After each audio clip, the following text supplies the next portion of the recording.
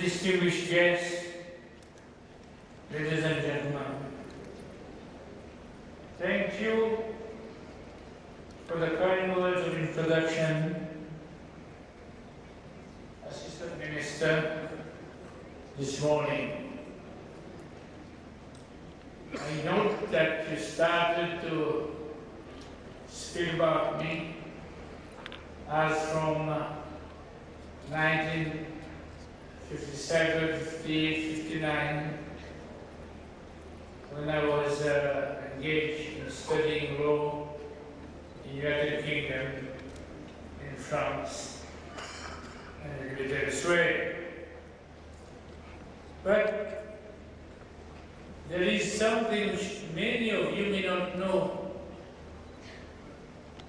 that my first travel overseas was to this beautiful land of Kenya.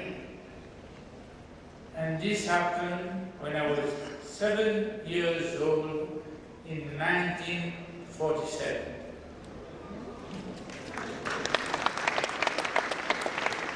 I arrived here by slowboat, stayed at the hotel called Nyali Beach with my parents in Mombasa. Those days there was no Coca-Cola, no Pepsi-Cola. There was a drink called Vimto. And I drank as if I'd never seen or never tasted such a good drink before. Then I took a train of the East African railways and harbors all across from Mombasa to Nairobi. We went along. Our African friends came to meet wherever the train stopped, in Savo and elsewhere. And I saw your craft. All these beautiful work made by hands by our African brothers. Savo. I had just read a book before I boarded the boat called Many Days of Savo, but the lines, the impediment when the construction of the railway started. And then I got to Nairobi, a young man, and that's where I ate my first ice cream, in a place called Polar Bar, a little bit not far from where the Stanley Hotel stands today. Kenya, 1947. There was also a system in place which was not a just system. It was called Colabar. When I spoke to some of my African friends about Colabar, this young generation doesn't even know what I mean. But there was a system in place in the station where there were houses, there were hotels, there were restaurants where the African would not go. A system now perhaps forgotten, but part of the history, where you had the Europeans at the top, the Asian in the middle, and the Africans. You know, except on the road you find a lot of people called Askari, dressed as policemen, supporting the then colonial regime. And at that time too, we saw the birth of African nationalism, which resulted subsequently into the Mau Mau movement. These two things I recall. First, the beauty of this beautiful country called Kenya. Secondly, the injustices which prevailed at that time. Well,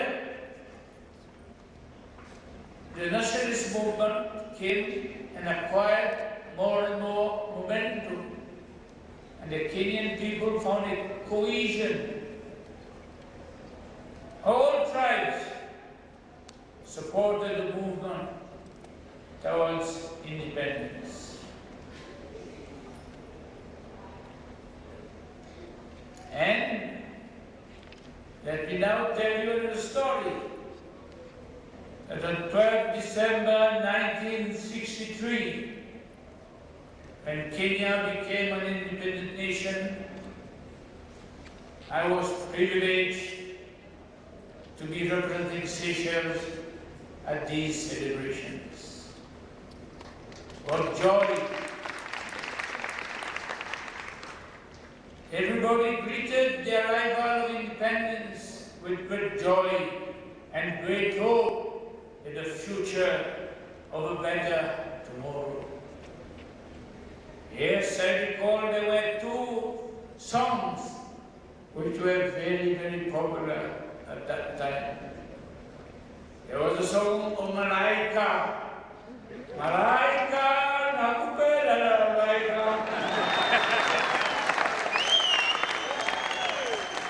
Then there was a song Arambe. Arambe, Arambe, kumeba boja, Arambe.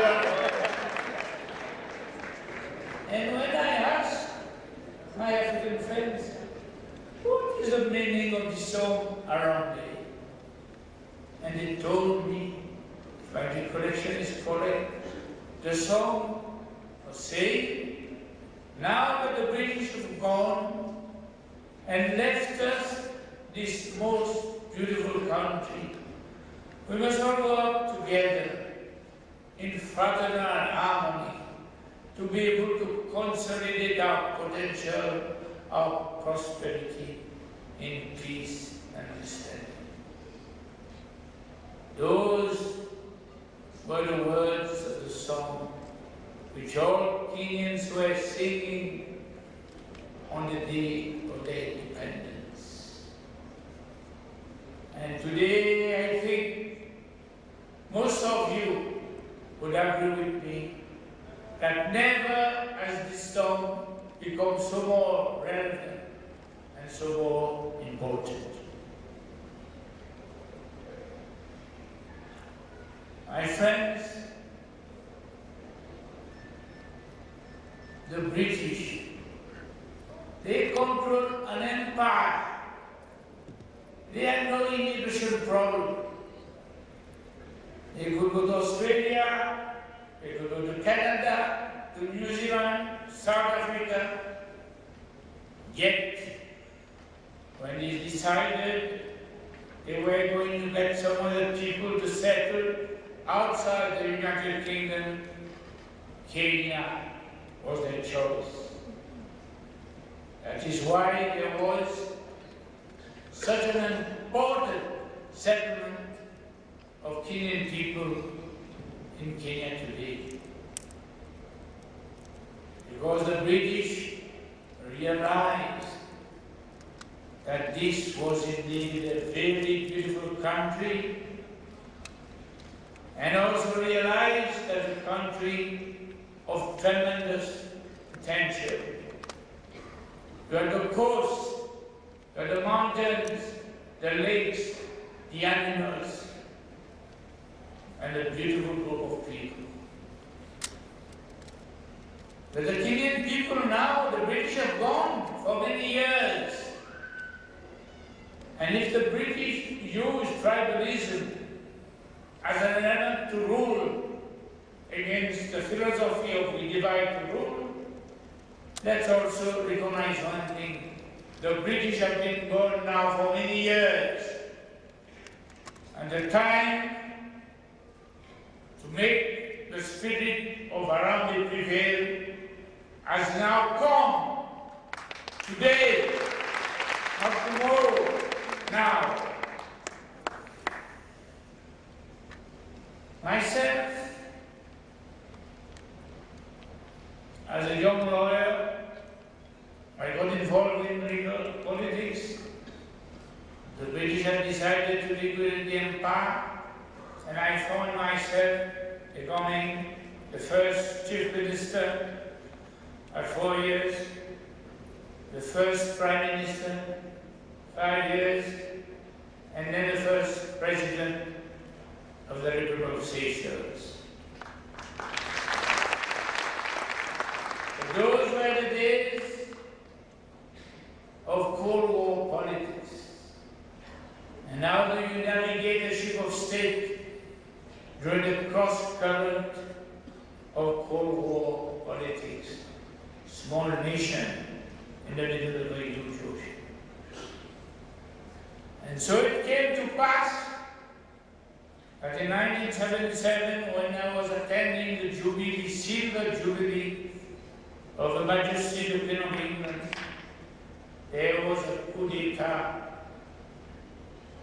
A new setup with socialist Marxist philosophy took over the Sychelles, as a result of which I lived for more than 15 years in exile in the United Kingdom. After the Cold War, I was invited to return back to my country. And I returned. And when I returned, more than 60-70% of the population came to greet me, to welcome me. And many, unfortunately, were very disappointed when I faced this huge rally and said that I had come in the spirit of the apostle of national reconciliation. They could not understand as to how I could come up with such a philosophy against the background of the treatment I had received by those who was in power. But experience, having the ability to a bit philosophical and to try and look at things from an overview standpoint, I realized that the role I had to play in Sychelles was that of a statesman rather than in being a political leader. Statesmanship is the order of the day. A politician is normally interested in power. He's interested normally in the next election.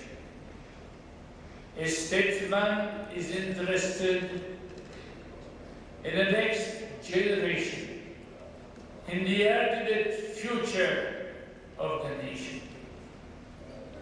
And when, therefore, I hear about program in beloved Kenya at this time to bring up new leadership, I would like, against the background of my own experience, suggest that the focus in bringing forward more statesmen than politicians.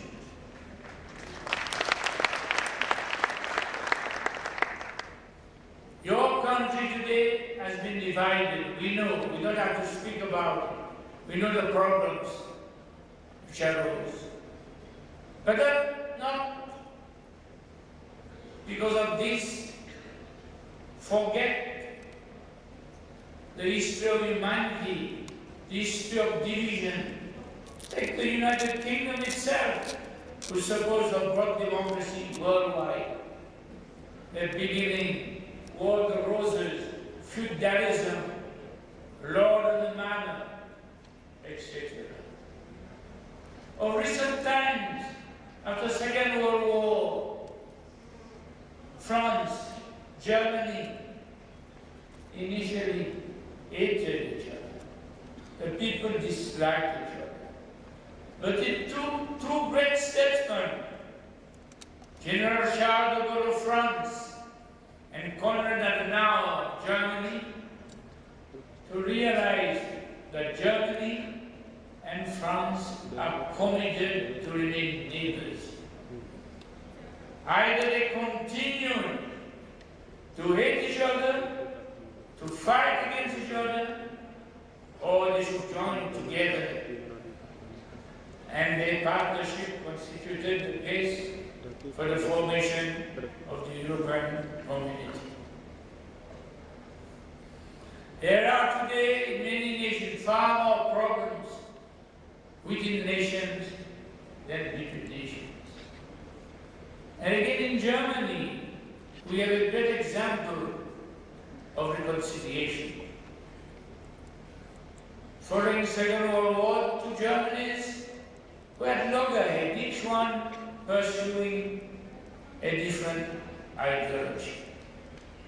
But then we know East Germany and West Germany reunited together. It was not easy, but where there's goodwill, where there's wisdom, and where there's statesmanship, they were able to bring forward this Germany, which is today perhaps economically the most successful nation in Europe. Now, my philosophy of reconciliation, many people in Sychelles, my supporters, many didn't quite understand. It took a while. It took a lot of challenges and a lot of talk. As a matter of fact, some people recently published a little book about certain words I said in the process of trying to explain to our people the meaningful of unity and reconciliation. There's about 250 pages in that little book. And I will not find the time to read all of them, but I would like to read just 10 sayings, because it appears to me that they are relevant to the situation we are facing in Kenya today. One, this one I said in 1995, a party may have a majority and be able to rule, but that does not mean the ability to consolidate social harmony and ensure internal happiness and stability. Two, confrontational politics result in the creation and perpetuation of what I call political tribalism, a situation where scarce talent and resources, instead of uniting for the common good and interest, are wasted in the creation of division and the promotion at times of artificial issues. 3. National reconciliation is above all a healing process, which is based on a genuine desire to promote more internal harmony and less social tension, so that the overall national interest takes priority over partisan consideration. 4. In the pursuit of national reconciliation, certain things are better forgotten than said. Silence sometimes becomes golden. It is, however, recognized that there is no action without a reaction, and that deeds speak louder than words. But above all, one must make it a point to avoid rubbing salt in all wounds.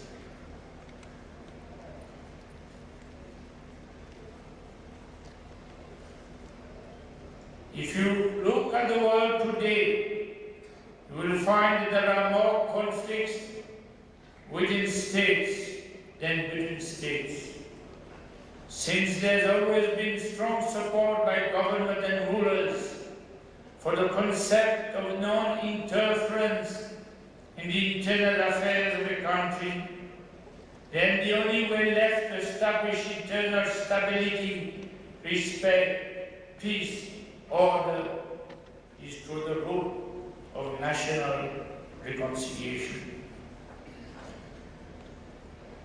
We have to recognize that the people's role in a democracy does not end when they cast their votes. They have to live out and apply the standards and values which are the characteristics and foundation of democracy. In our search for a greater future for our country, we must always remember the supreme purpose of life. The best lives are lived by those who pursue the lofty goal of working hard, not only to ensure their own well-being and happiness, but also the well-being and happiness of others. If we want peace and prosperity, we must strive for national unity. But there can be no unity without going through the process of national reconciliation. National reconciliation is the only way before us. But it cannot be a one-way road, nor a cul-de-sac. But these are some words which apply to our Sychelles situation, where today there is relative peace and unity in the country. Now I believe a lot of these words are pertinent to the issues, to the politics now being debated in this land of Kenya. Yes, my friends, we need to bring stability in Kenya. And we will not bring stability in Kenya unless the spirit of Arambe prevails and the people get united in the spirit of Kenya first.